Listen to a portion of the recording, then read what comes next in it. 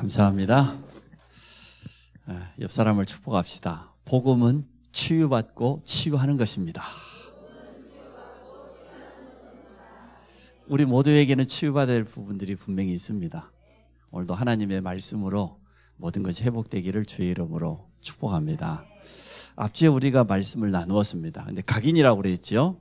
우리 속에 정확한 하나님의 말씀이 몇 가지는 꼭 각인돼야 됩니다. 성경 66권을 다 우리가 알고 있으면 참 좋은데 그렇지 않더라도 그 가운데서 가장 중요한 복음의 흐름, 말씀의 흐름은 우리 속에 담고 있어야 됩니다. 그리고 누구를 만나도 이것 가지고 답을 주고 치유해 줄 수 있어야 됩니다. 그래서 시작이 뭐냐? 우리에게 가장 중요한 게 올바른 시작인데 예수가 그리스도신다는 이 올바른 신앙 고백을 통해서 우리가 시작하기를 원합니다. 주는 그리스도시요 살아계신 하나님의 아들이십니다. 잘못 알고 있거든요. 교회 다니는 것을 거의 종교생활합니다. 그냥 뭐 선행하고 구제하고 바르게 살고 어려운 사람 도와주고 교회 봉사하고 헌신하고 참 좋은 것이지만 그게 복음의 본질은 아닙니다. 복음의 본질은 뭡니까? 하나님을 만나는 겁니다. 예수 그리스도만이 하나님 만날 수 있는 유일한 구원의 길입니다. 우리의 모든 원죄와 저주에서 완전 해방되는 겁니다. 빠져나오는 길은 그리스도의 십자가밖에 없어요. 그래서 이제는 이길 수 있는 권세를 가지는 거예요. 음부의 권세가 너를 이기지 못하리라. 여기서 시작해야 돼요. 근데 너무나 종교생활하는 사람들이 많다니까요. 그래서 오늘 새 가족이 오면 제일 먼저 생명부터 확인합니다. 정말로 이 사람이 구원받은 하나님의 자녀가 맞냐. 생명이 들어가야 뭐가 시작될 거다. 씨앗이 뿌려져야 될 것 아닙니까? 많은 분들이 자기 가만 놔두라고 하지요. 네. 가만 놔둘 수가 없어요. 절에 가면 가만 놔둡니다. 근데 교회는 그런 데 아닙니다. 교회는 함께 말씀 받고 함께 훈련 받고 교회 흐름에 같이 흘러가야 되는 거예요. 가만 놔두면 되겠습니까? 생명 없는 사람을 생명을 빨리 심어줘야 되죠. 그래서 시작은 뭐냐? 예수가 그리스도신다. 이렇게 구원받았다고 하면 빨리 바꿔야 돼요. 뭘 바꿔야 됩니까? 주인을 바꾸라. 구원받고도 내가 주인인 사람들 많습니다. 결정적인 순간에는 내 마음대로 내 생각대로 그러니까 가만 놔두라고 그러지. 여전히 내가 주인이라. 입으로는 주여 주여 하면서 모든 것이 내가 주인 되면 되겠습니까? 주인을 바꾸시기 바랍니다. 모세도 사라지고 엘리야도 사라지고 오직 예수만 남았더라. 변화산 사건을 통하여서 우리 인생에 그리스도가 주인 되기를 축복합니다. 이게 우리 속에 딱 각인돼야 돼요. 오직 예수밖에 없다. 다른 것으로는 절대로 안 된다. 그 주님이 이렇게 선포하셨어요. 주님이 말씀하신 거예요. 요한복음 19장 30절에 다 이루었다. 구약의 모든 약속을 다 이루었던 말도 되지만 우리의 문제를 다 끝냈다 그 말이거든요. 갈보리산 이 십자가의 능력을 여러분 믿으시기 바랍니다. 십자가의 보혈로 말미암아 다 끝냈다. 많은 사람들이 안 끝났다고 하지요. 나는 구원받았는데도 내 앞에는 문제가 산적해 있고 아직도 남은 게 너무나 많다. 맞습니다. 그게 바로 시작입니다. 그거 가지고 여러분 도전하시면 돼요. 내가 구원받았는데도 내 개인에게 우리 가정에 내 삶에 남아있는 문제가 있다고 하면 여러분 믿음 가지고 십자가의 비밀 가지고 진짜 도전하시기 바랍니다. 그러면 이제 그게 증거됩니다. 확실한 응답으로 분명히 찾아오게 돼 있어요. 우리 과거도 끝났어요. 미래는 준비되었어요. 오늘 도전하면 됩니다. 오늘 시작하면 됩니다. 하나님께서 우리를 부르신 이유가 있다니까요. 많은 사람들 가운데서 우리를 먼저 불러주셨는데 자녀로 삼아주셨는데 부르신 이유가 있습니다. 이걸 깨달아야 됩니다. 이것은 내 인생에 절대 미션이 있어야 될 것 아닙니까? 부활하신 주님이 40일 동안이나 사도행전 1장 3절에 보니까 감난산에서 집중하셨습니다. 초대교회 성도 개개인에게 정확한 미션을 줬습니다. 크게는 우리에게는 천명이고 우리 개인적으로 보면 사명이요 소명입니다. 여러분 모두 미션 잡으시기 바랍니다. 내가 구원받았다 감사하다 거기서 끝날 게 아니고 하나님이 나를 부르신 이유가 뭘까? 미션을 못 잡으면요 방황해요. 아니 대양을 항해하는 그 큰 배가 목적지가 없으면 어떻게 되겠습니까? 똑같습니다. 여러분 인생에 미션이 있습니까? 미션 없는 사람은 지금 방황하고 있는, 이리 갔다가 저리 갔다가 세상에 휩쓸렸다가 사람에게 이용당하다가 갈등이 끊어지지 않고 문제가 계속. 왜 그러냐? 내 인생에 미션이 없어. 구원받은 건 틀림없는데, 난 하나님의 자녀 되었는데 내 인생을 어떻게 살아야 될 건지 천명 사명 소명이 없으니까 어떻게 되겠습니까? 향방 없이 싸우는 거하고 똑같잖아요. 여러분 꼭 잡으시기 바랍니다. 적게 잡아도 돼요. 하나님이 일단 우리 가문에서 나를 이것 때문에 부르셨다. 우리 가문을 완전 바꾸라는 것이다. 내가 먼저 응답받으면 되거든요. 또 하나님이 나를 안성 임마누엘교회 보낸 것은 이러한 미션을 주셨다. 우리 교회를 통해서 나는 이런 응답 받게 될 것이다. 여러분 꼭 하시기 바랍니다. 그럼 미션 붙잡고 그때부터 진짜 올바른 체험을 하는 겁니다. 사도행전 2장에 보면 초대교회가 체험했죠. 우리 교회가 하는 5가지 운동, 하나님의 능력을 체험하는 기도를 체험해야 됩니다. 우리 현장에 눈 뜨고 주위를 쳐다보면 전도 대상자들이 이미 있습니다. 하나님의 말씀은 반드시 성취됩니다. 숨겨진 예비된 제자가 있어요. 문이 있어요. 현장을 살리는 이 사도행전 2장의 오순절의 5가지 운동을 여러분 체험하시기 바랍니다. 그러면 달라집니다. 이때부터 이제는 우리의 남은 인생은 안디옥 교회와 같이 선교에다가 방향을 맞추는 겁니다. 아니 천하가 흉년 들었는데 차동이 11장 19절로 30절 안디옥 교회 보십시오.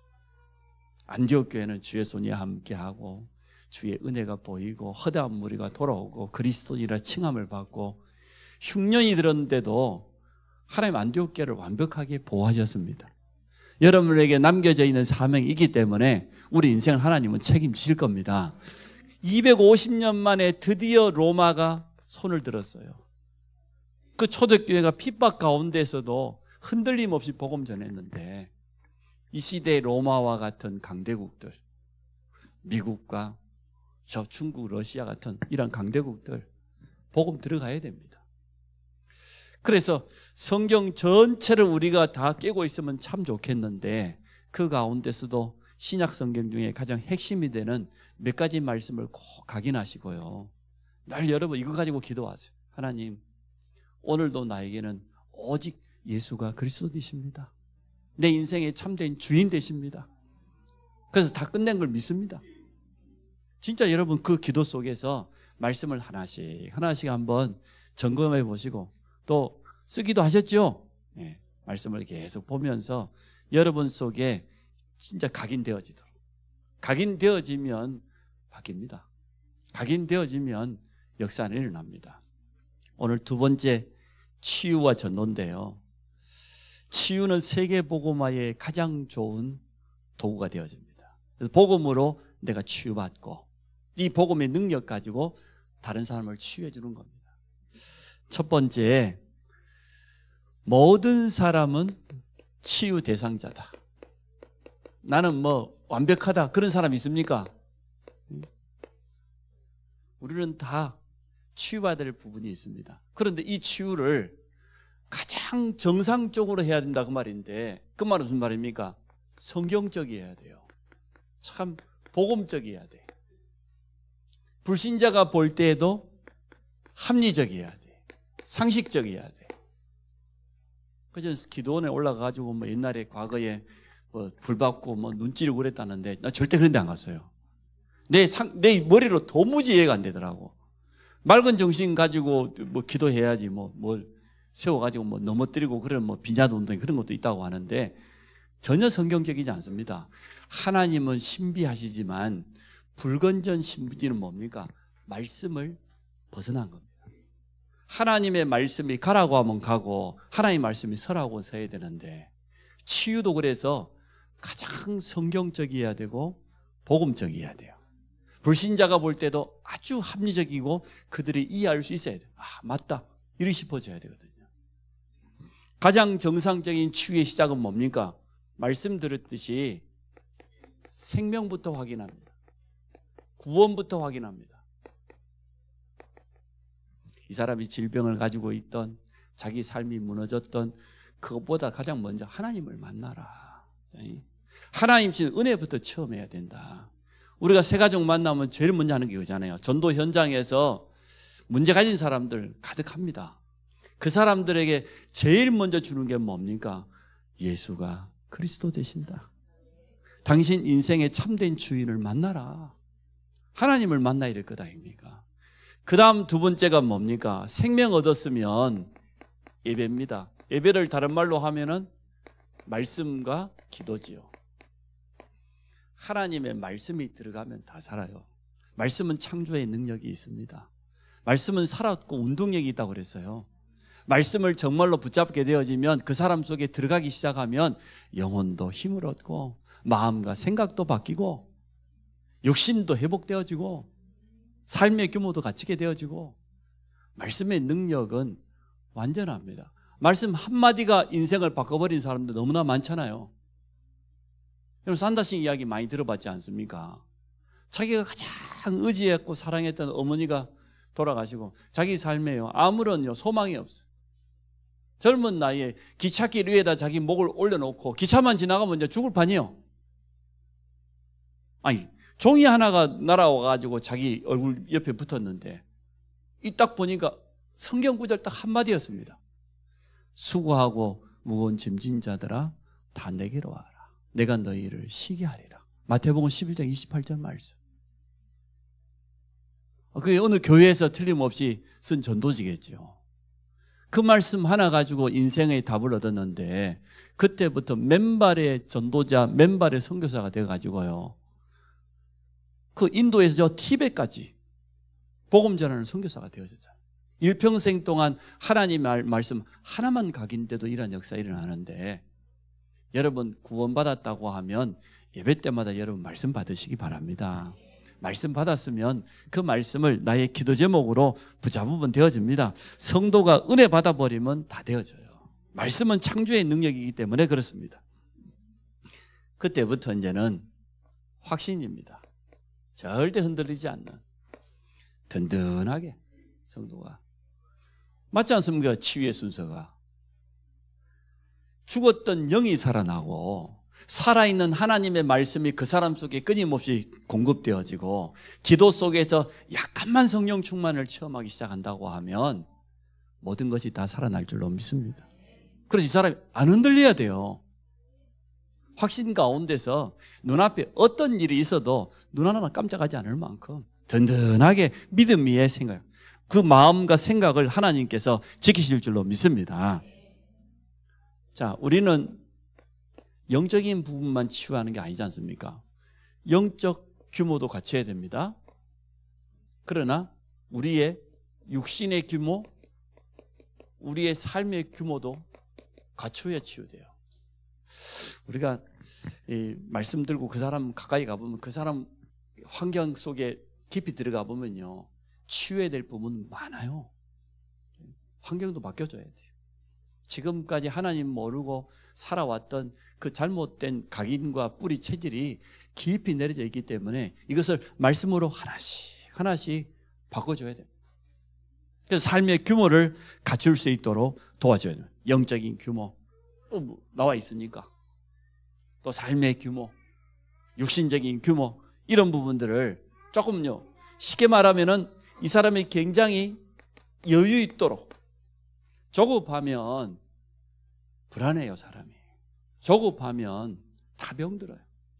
불안하기 때문에 삶의 규모를 갖출 수 있도록 정신병자들이 규모 있습니까? 없습니다. 영적으로 어려움 당한 사람들요 없습니다. 우리가 왜 치유해야 됩니까? 지금 의학이나 과학이 해결할 수 없는 영적 질병들이 너무나 많이 늘어나고 있고요. 정신병자들이 급증하고 있고요. 막 삶이 무너져 버려요. 가면 갈수록 발달한다고 하는데 사실은 그 내면에는 전혀 여유가 없어요. 너무나 조급하게 그리 살아가다 보니까 부분에서 막 무너진단 말이죠. 그래서 여기에다가 우리는 올바른 답을 줘야 되겠습니다. 그래서 삶의 규모가 좀 갖춰져 있는 사람이 그래도 빨리 치유되죠. 정상적인 그런 삶이 회복되어져. 근데 구원받았는데도 삶의 규모가 전혀 바뀌지 않고 영적 상태 옛날 그대로 가지고 막 살아가는 사람도 있습니다. 시간이 오래 지났는데도 치유가 되지 않고 자꾸 과거로 돌아가는 사람도 있습니다. 이런 부분들을 우리가 도와줘야 되겠습니다. 그래서 규모를 갖추게 되면 여유가 있게 되어지죠. 무엇보다도 감사합니다. 진정한 감사가 회복돼야 되겠습니다.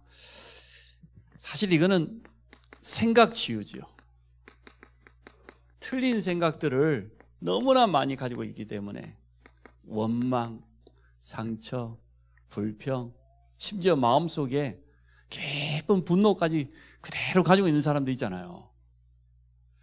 참 제가 굉장히 충격적인 사건이 있었어요. 부끄럽지만 제가 이제 고백해 봅니다. 우리 자녀 중에 한 명이 오랜만에 집에 왔는데, 오래전 이야기예요. 지금은 이제 해결됐으니까 제가 이제 감사함으로 간증하는 겁니다. 같이 이렇게 식사하고 간식 먹고 있는데 다행히 그날 우리 서인 사모가 없었어요. 봤더라면 아마 큰일 났을 건데. 막 둘이 대화하다가 뭐 티격태격하다 이게 뭐 오랫동안 쌓인 거죠. 하루아침에 된 건 아니에요. 뭔가 이게 쌓였어. 막내는 엄마 아빠가 귀여워하고 사랑하고, 저게 오빠한테 함부로 대들고 건방지고 말도 안 듣고, 이래가지고 막 순간적으로 막 이게 막 샥 올라오는 거예요. 그것도 우리 사촌 조카 한 명이 지금 이 손님으로 와 있는데, 야, 제가 너무 기가 막히더라고. 의자인데 뒤로 막 확 던져버리는 거예요. 그 큰 덩치를 가지고. 제가 얼마나, 이야. 일단 제가 쫓아냈습니다. 추방. 이런 집에 있을 가족이 아니다. 추방. 그래서 제가 그래 놓고 보면서 가만히 생각해 봤어요. 이 아이 속에 뭔가 오래된 뭔가 들어가 있는 게 있다. 그래서 빨리 집 떠나면 안 되겠다 싶은 생각도 들더라고요. 누군지 알아버린대 이제. 있다니까 이게. 이런 감정이 하나씩 쌓여 있는 거예요. 그래서 제가 이거는 오래된 것이다. 이런 부분을 좀 깊이 대화하고 그렇게 하면서 이거 답을 줘야지. 이건 뭐 잘했다 잘못했다 그걸 따질 게 아니잖아요. 치유는 그런 게 아닙니다. 치유는 절대로 이 사람이 잘했다 못했다 그래가지고는 치유 못해. 그럴 수밖에 없겠다. 이해가 되잖아요. 그렇겠구나. 그러니까 그때부터 내 생각이 바뀌었어요. 그래가지고 가출했다고 며칠 만에 왔어.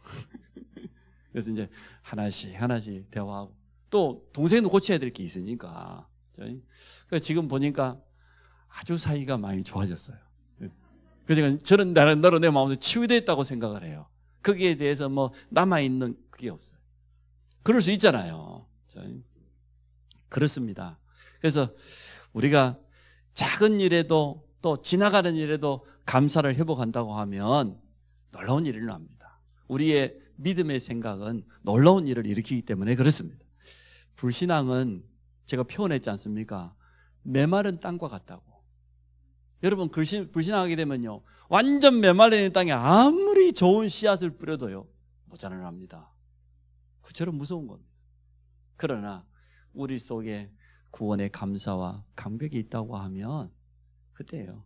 30배, 60배, 100배의 결실로 찾아오게 될 줄로 믿습니다. 그래서 일단 첫째 인정하십시오. 우리 모두는 치유 대상자다. 나는 치유받을 부분이 분명히 있다. 두 번째입니다. 일단 이렇게 바꿔볼게요. 자신부터 치유받아라. 내 자신부터.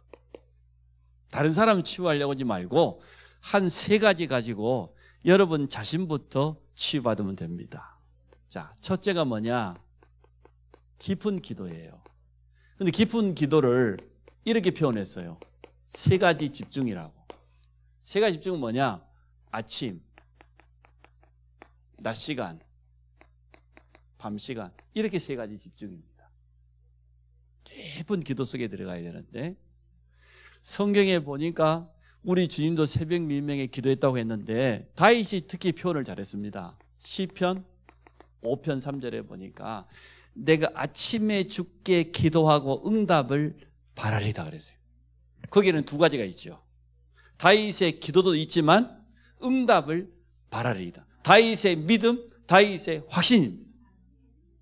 우리가 기도를 하는 행위도 중요하지만 기도 응답에 대한 분명한 확신이 있어야 돼요. 다윗이 가장 소중한 아침 시간, 아무도 방해할 수 없는 그 시간에 하나님께 기도하고 응답을 확신하는 그런 고백을 했습니다. 시편 90편 14절에 보니까 또 다윗은 이렇게 표현했습니다. 아침에 주의 인자하심이 우리를 만족하게 하실 것이다. 그래서 우리 인생을 즐겁고 기쁘게 하소서. 여러분이 아침에 하나님을 만나고 기도 속에서 영육간의 힘을 얻는다고 하면 우리 인생에는 계속해서 증거가 찾아오게 될 겁니다. 그게 성도의 기쁨과 행복인 줄로 믿습니다. 아예 시편 130편 6절에 이렇게 표현해요. 파수꾼이 아침을 기다리는 것보다 내가 여호와를 기다리는 것이, 내 영혼이 주를 기다리는 것이 더 갈급하다고 그랬어요. 쉽게 말하면 간절한 마음입니다. 갈급하고 간절한 마음으로 하나님 앞에 서는 것을 보게 돼요. 그래서 아침 시간이 바쁘긴 합니다만은 일단 평상시보다 아까 여유를 가지고 그랬잖아요. 조금만 여유 있게 일어나면 돼요.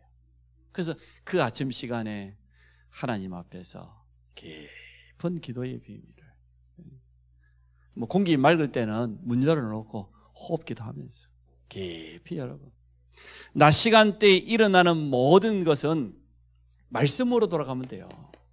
하나님의 말씀으로 해석하고 말씀으로 적용하고, 이게 낮입니다. 그럼 밤 시간은 어떻게 합니까? 답을 찾아야죠. 이제 낮 동안에 일어났던 많은 일들을 말씀을 통해 다시 한번 확인해 보고, 진짜 이때 이제 우리가 치유되는 거죠. 아침 시간에는 힘을 얻고, 낮 시간에는 살아있는 하나님의 말씀을 가지고 모든 것을 해석하고 모든 걸 적용하고, 밤 시간에는 거기에 대한 답을 정리하고, 실제로 내 자신이 치유받을 수 있는 가장 좋은 시간을 여러분 회복하시기 바랍니다. 두 번째가 뭡니까? 첫째가 깊은 기도라고 하면 깊은 묵상입니다. 다른 말로 하면은 말씀입니다. 일단 내 자신부터 치유받자. 다른 사람 살리기 전에 나에게 삶 집중이 여러분 회복되시기 바랍니다. 하나님의 말씀으로 나의 영을 살리는 이 시간을 가져라. 그래서 치유의 특징은 뭐냐? 집중입니다. 집중을 다른 표현으로 깊은이라고 표현했어요. 깊은 집중 기도 속으로, 깊은 말씀 묵상 속으로. 말씀을 묵상하며 하나님의 약속을 붙잡고 여러분 하루를 시작하시기 바랍니다. 우리는 사실 얼마나 많은 말씀을 받습니까? 너무나 풍성한 말씀을 받는데 그 말씀이 실제로 나의 것이 돼야 돼요. 오늘 여기 지금 같이 예배드리는 사람이 있습니다. 제가 가능하면 여러분 쓰는데 너무 집중하지 말고, 오늘 하나님의 말씀이 내게 뭐라고 하시냐 말이에요. 이 언약을 확실하게 붙잡아야 될 거 아닙니까? 예배 드리고 나면 성도는요, 이것 잡아야 돼요. 말씀으로 된 하나님의 약속, 언약 붙잡고 가야 됩니다. 성경 66권이 아무리 정확한 답이라 할지라도 내가 약속으로 붙잡지 않으면 헛일입니다. 그러나 그 가운데서 단 한 단어라도 내게 딱 약속으로 붙잡아지는 순간, 언약 붙잡는 순간, 그때부터 역사가 일어나거든요. 하나님의 말씀이 그래서 살아있다는 거구나, 말씀은 성취된다는 거구나, 이걸 처음 해야 된 것 아닙니까? 그래서 깊은 말씀 묵상의 시간을 여러분 가지시기 바랍니다.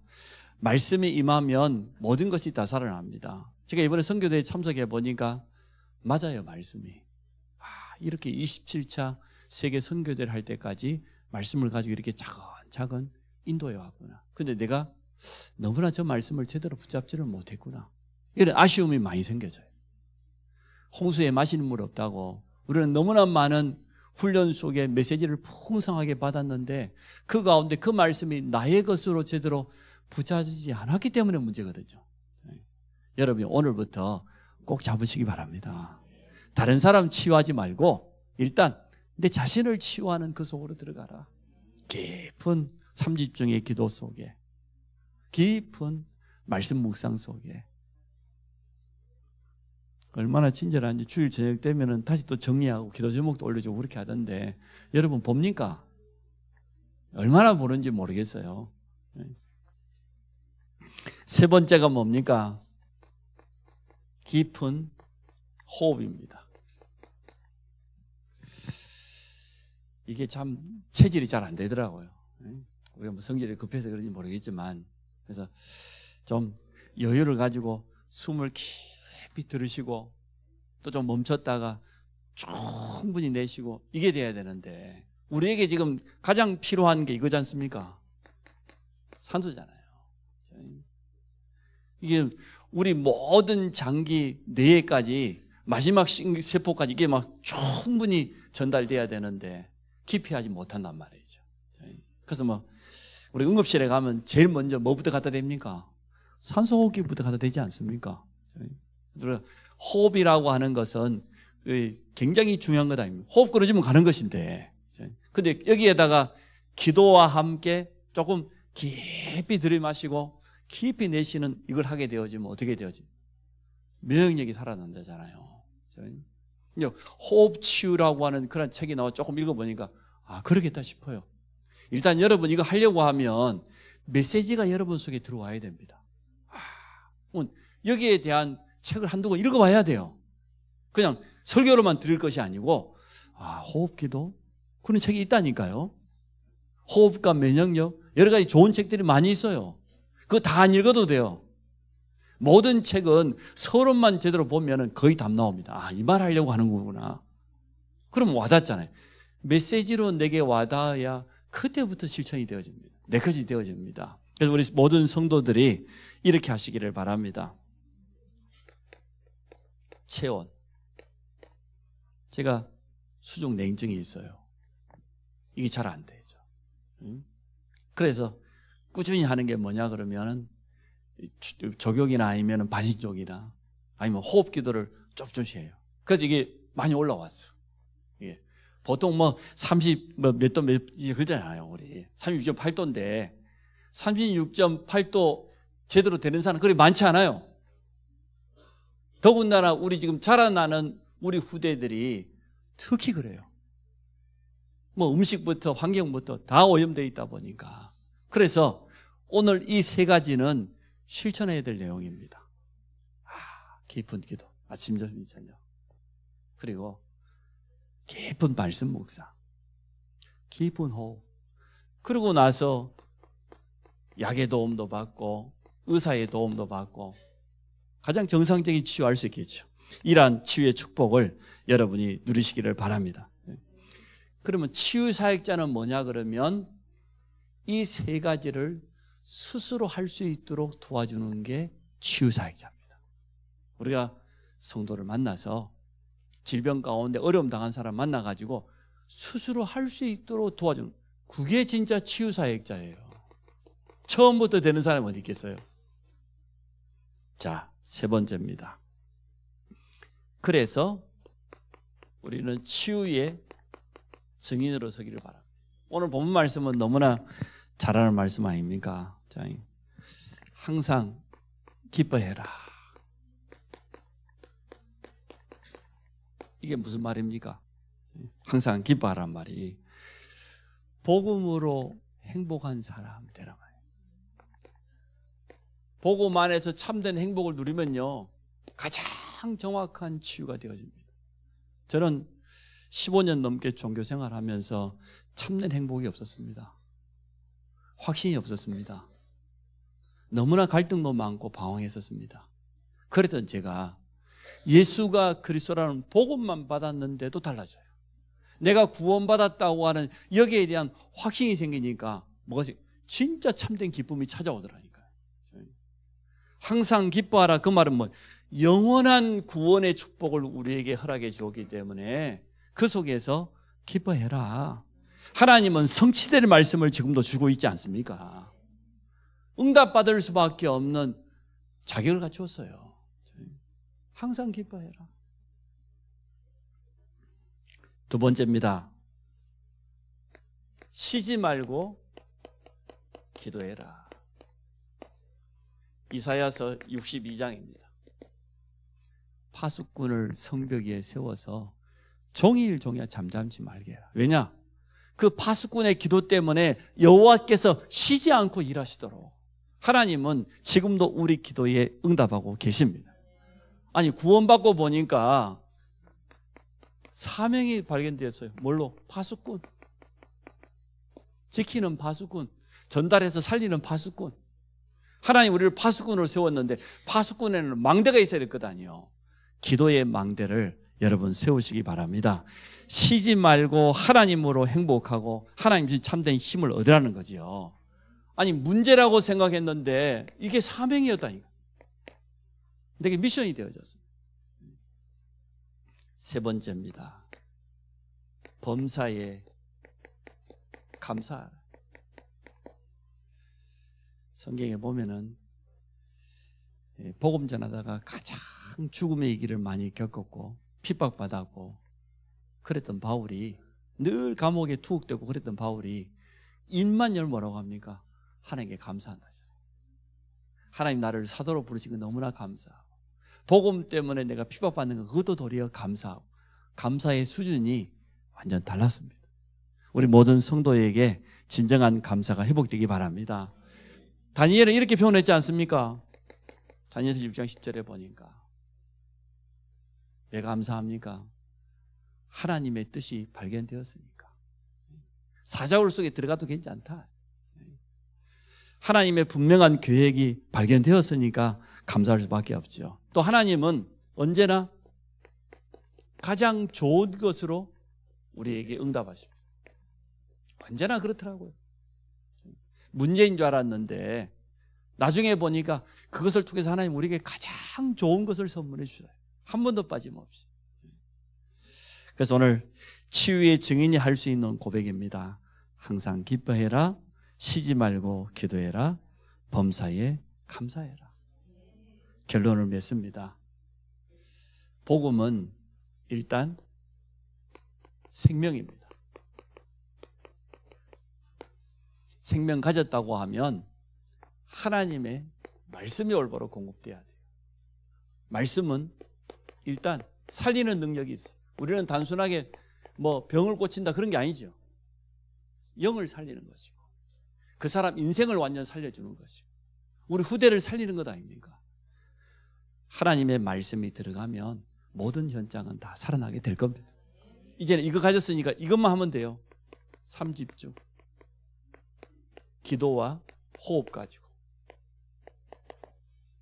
이렇게 꼭 한번 도전해 보시기 바랍니다.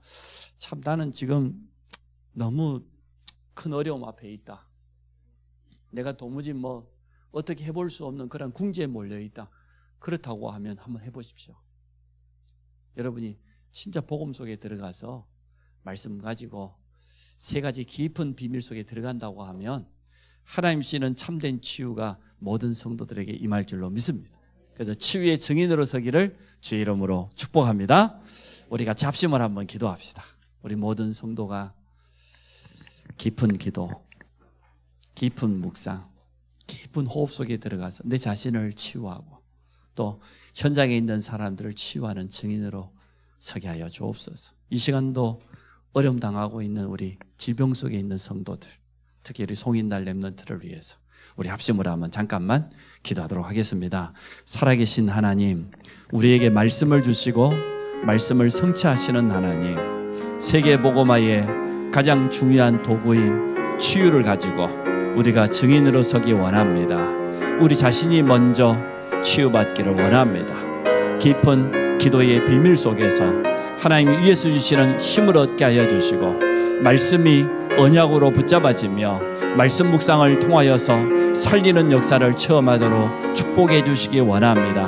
호흡과 집중 기도를 통하여서 우리의 영혼뿐만 아니라 우리의 마음과 생각을 치유하며 우리 육신의 연약한 부분도 치유되는 증거가 일어나도록 축복하여 주옵소서. 지금도 위기 앞에선, 문제 앞에선, 질병 앞에선 성도에게 오직 주의 성령으로 충만케 하여 주셔서 저들 앞에 우리가 증인으로 서게 하여 주시기 원합니다.